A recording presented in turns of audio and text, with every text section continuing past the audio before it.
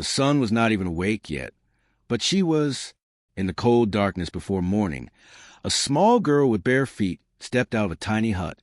She carried a torn school bag that was held together with rope. Her name was Maya, and she was about to walk 10 miles to school. 10 miles! That's longer than most people drive to work. That's farther than most kids walk in a whole week. But Maya did it every single day. She walked through mud that sucked at her feet. She walked over sharp gravel that cut her skin. She walked past people in cars who didn't even look at her. She walked through hot sun and cold rain. She walked when she was hungry. She walked when she was tired. She walked when her feet bled. But she never stopped walking. Why? Because Maya had a dream. A big, beautiful, powerful dream that lived inside her heart like a flame that could never be put out. She dreamed of learning. She dreamed of reading books. She dreamed of solving math problems and understanding science. She dreamed of becoming someone who could help other children like her. And every single step, no matter how hard, brought her closer to that dream. On this particular morning, something different happened. A shiny red sports car zoomed down the road, splashing mud everywhere. Inside sat a man named Mr. Richard Sterling. He was a millionaire. He had more money than he could count. He owned big houses, fancy cars, and expensive watches. He had everything. Everything except one thing. He had never felt truly happy. Mr. Sterling was driving fast, thinking about his next business deal, when he saw her, a tiny girl, barefoot, walking alone on a dangerous road. For some reason, he slowed down. Most days, he wouldn't have noticed. Most days, he drove past poor people without thinking twice. But today, something made him look. Maybe it was the way she walked, like she had somewhere important to be. Maybe it was her torn uniform that was too big for her small body. Maybe it was her bare feet, black with mud, stepping carefully over sharp stones. Or maybe it was her face. Even from his car, Mr. Sterling could see something in her eyes. Not sadness, not anger. Something else. Something that looked like hope. He pulled his car to the side of the road and watched.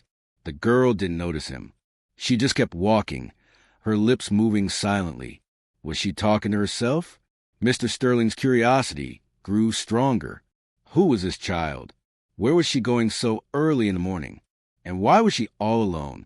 He made a decision that would change both of their lives forever. He decided to follow her. Mr. Sterling kept his car far behind so Maya wouldn't see him. He watched as she walked and walked and walked. She crossed through a muddy field where water came up to her knees. She didn't complain. She just held her bag high above her head to keep it dry and pushed forward. She walked past a tea shop where men sat drinking and laughing. They saw her but didn't offer help. One man even made a mean joke. Maya heard it, but she didn't cry. She kept her head high and kept walking. She climbed up a steep hill where the gravel was so sharp that Mr. Sterling winced just watching. How could she walk on that with bare feet? But she did, step by painful step. Mr. Sterling felt something strange happening inside his chest. It felt tight. It felt warm. It felt uncomfortable. For the first time in many years, he felt ashamed. Here he was, in a car that cost more money than this girl's whole village would see in 10 years. He had soft leather seats. He had air conditioning. He had music playing. He had coffee in a gold cup holder. And this little girl had nothing but torn clothes and bleeding feet. Yet she kept going. Mr. Sterling watched as Maya stopped to rest under a tree. She sat down carefully and pulled out a small, dirty notebook from her bag. Even though she was tired and hungry, she read from it. Her lips moved as she repeated something over and over. He rolled down his window just a little to hear. 7 times 8 is 56. 8 times 8 is 64. 9 times 8 is 72. She was studying, right there, under a tree, with bleeding feet and an empty stomach. This girl was studying her multiplication tables. Mr. Sterling felt something break inside him. It wasn't a bad break. It was the kind of break that lets light into a dark room. He had 3 children at home. They had everything: computers, tablets, toys, tutors, private schools with swimming pools. Yet every morning, He had to beg them to get ready for school. They complained. They whined. They said school was boring. And here was this girl, walking 10 miles through pain and hardship, just for the chance to learn. Mr. Sterling's eyes filled with tears. When was the last time he had cried? He couldn't remember. Maya stood up, put her notebook away carefully, and started walking again. And Mr. Sterling followed. He had to see where she was going. He had to understand what made this small girl stronger than grown men. He had to know what dream was powerful enough to make someone walk through such suffering.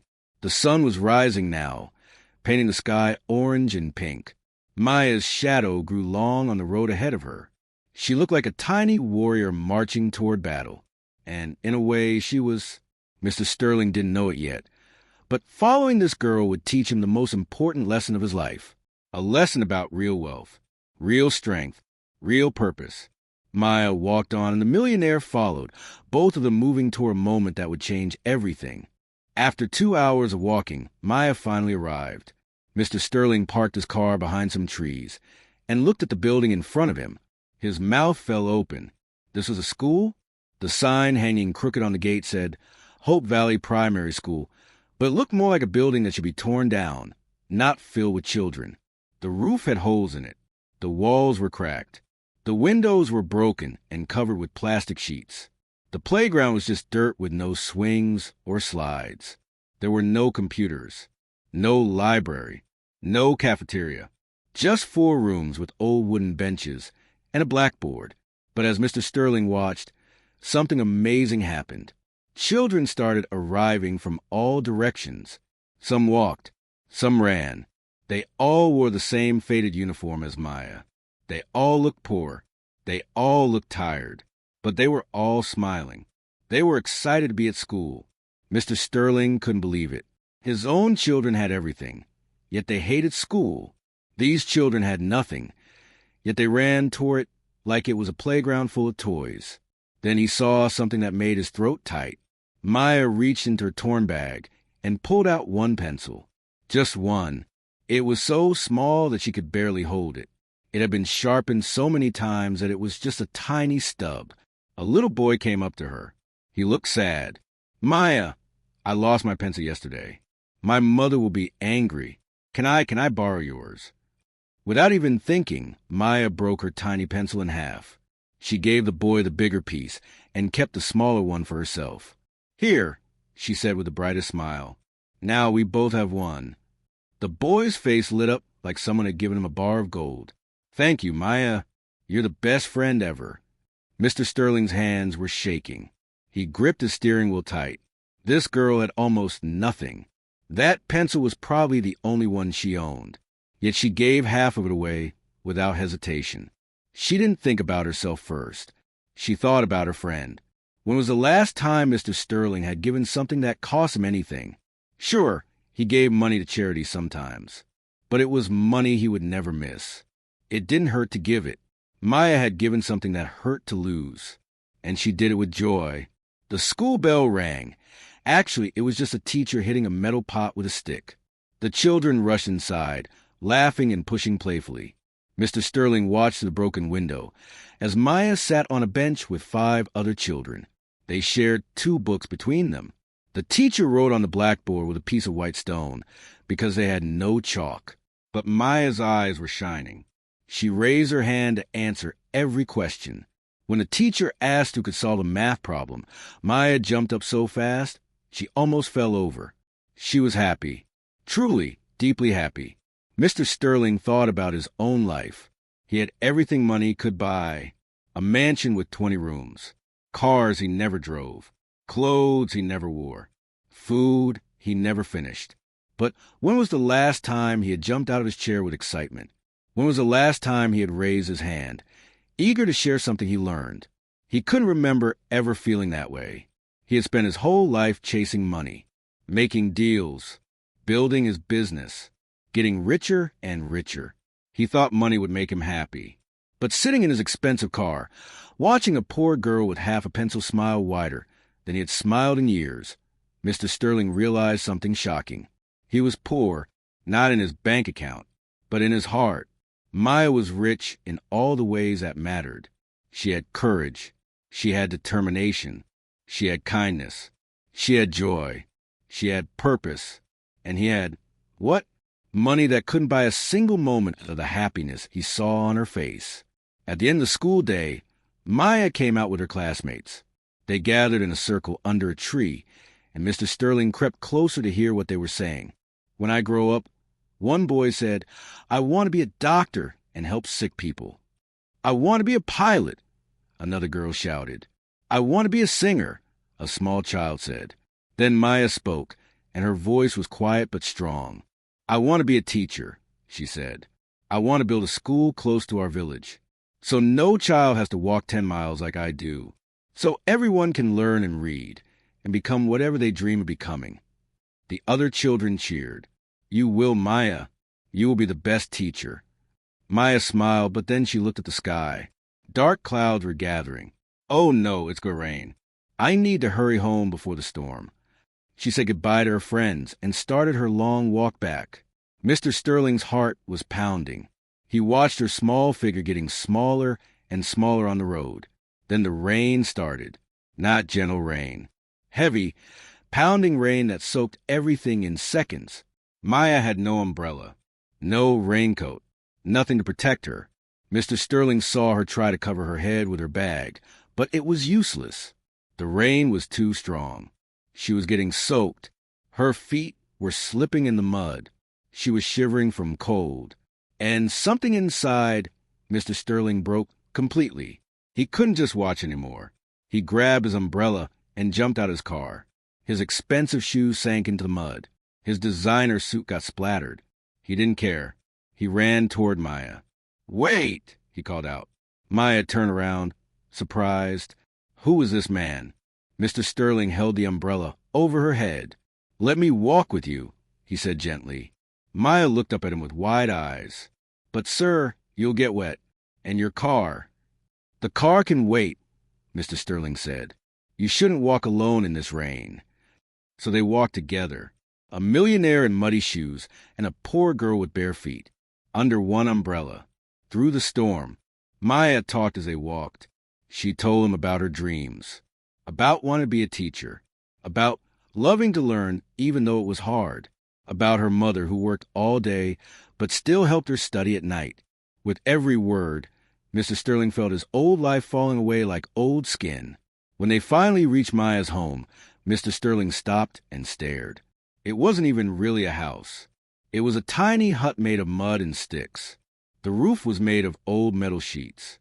There was one small window with no glass, one door that didn't close properly. Through the window, he could see a single candle burning, and a woman, Maya's mother, waiting by that candle. The moment Maya's mother saw her daughter, her tired face lit up with the biggest smile.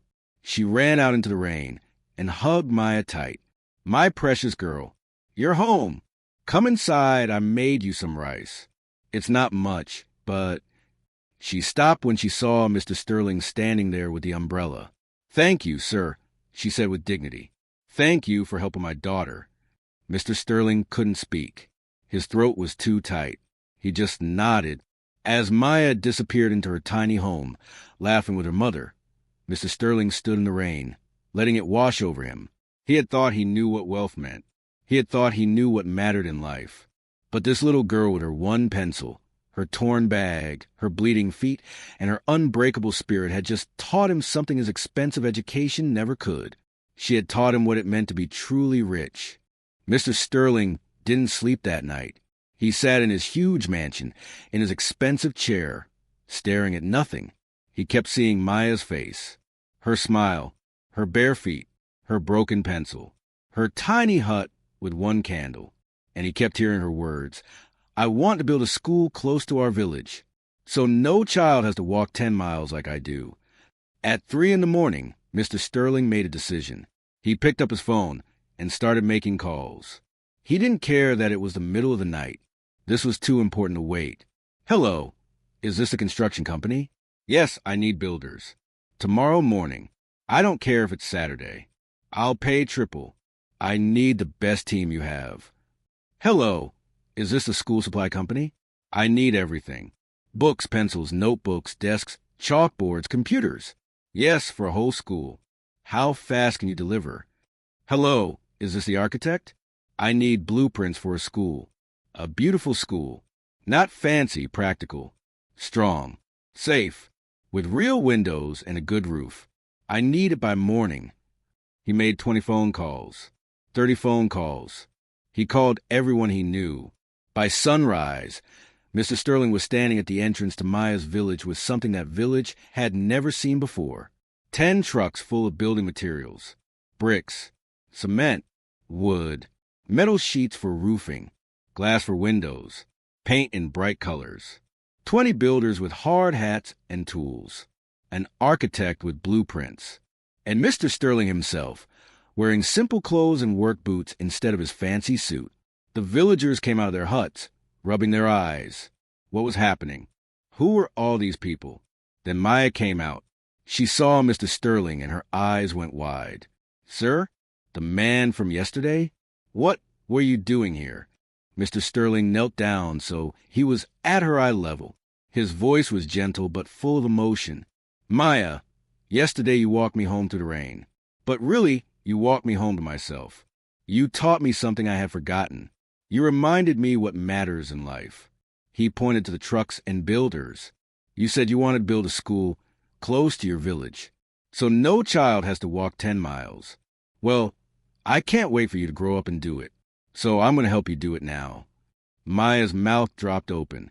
You're building a school? Here? In our village? We're building a school, Mr. Sterling corrected her. This is your dream. I'm just helping it come true a little early. Maya's mother came running out. She looked at the trucks, at the builders, at Mr. Sterling, and tears started rolling down her face. Is this real? Is this really happening? It's real, Mr. Sterling said, and it's happening right now. He turned to the builders. Let's get started. The village exploded with excitement. Everyone wanted to help. Men carried bricks. Women brought water for the builders. Children cleared the land where the school would stand. And Maya was everywhere. She ran from place to place, her eyes shining brighter than the sun. She watched as the foundation was dug. She helped paint bricks. She asked the architect 1,000,000 questions about the blueprints. Will it have a library? She asked, bouncing with excitement. Yes, the architect said, smiling. Will it have real desks? Yes. Will it have windows that actually close? Yes. Will it have a playground? Yes.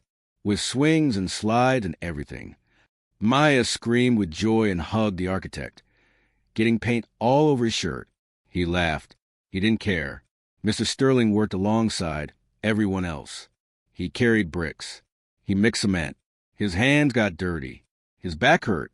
He was sweating in the hot sun. And he had never been happier in his entire life. 1 week passed. Then 2. Then 3. And slowly, like magic, a school rose from the ground. Not a broken, sad school like Hope Valley Primary. A real school. A beautiful school with strong walls and a good roof. With bright paint and big windows. With a library full of books. With desks and chairs for every child. With a playground that made kids squeal with delight. Mr. Sterling brought more than just a building. He created something called the Dream Mile Project. He set up a scholarship program that would pay for school supplies, uniforms, and meals for every child in the village. So no child would ever have to walk 10 miles with an empty stomach again.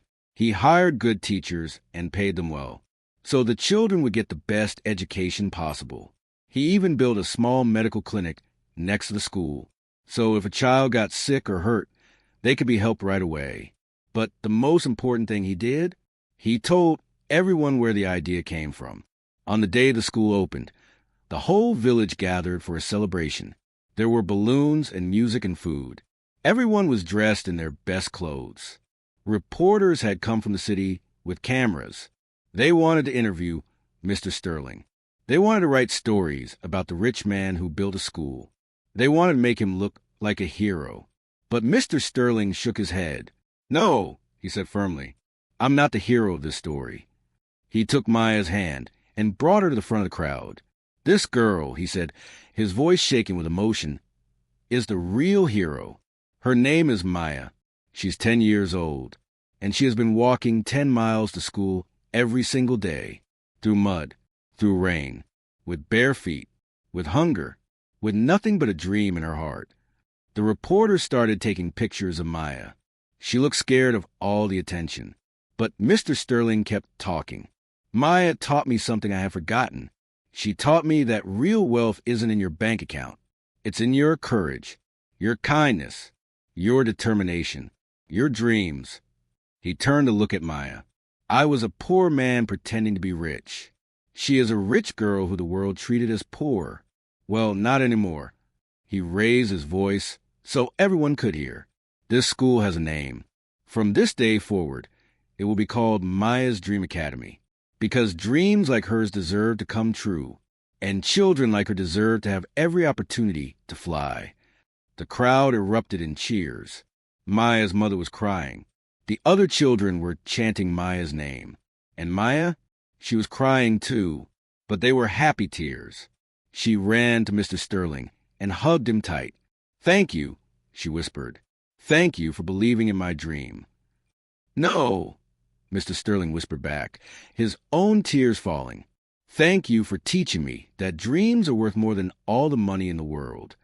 5 years later, Maya stood in front of the classroom at Maya's Dream Academy. But she wasn't a student anymore. She was a teacher.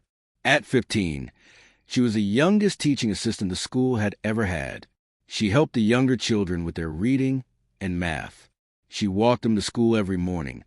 But now the walk was only 5 minutes instead of 10 miles. The Old Hope Valley Primary School still stood in the distance, but now it was a museum, a reminder of how things used to be, of how far they had come. And every day, when children walked past it on their way to Maya's Dream Academy, they remembered the girl who walked 10 miles and the millionaire who learned what really mattered. Mr. Sterling visited the school every month. He always brought books or supplies. But mostly he came to learn. He learned from Maya.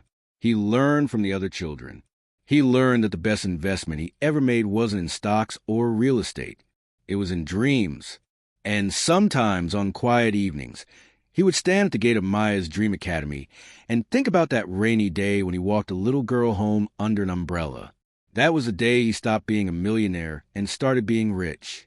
If Maya's story touched your heart, share it with someone who needs to remember that dreams are more powerful than obstacles. Subscribe to hear more stories that remind us what really matters in life. Because sometimes the smallest person teaches us the biggest lessons. And sometimes a 10-mile walk changes to live forever.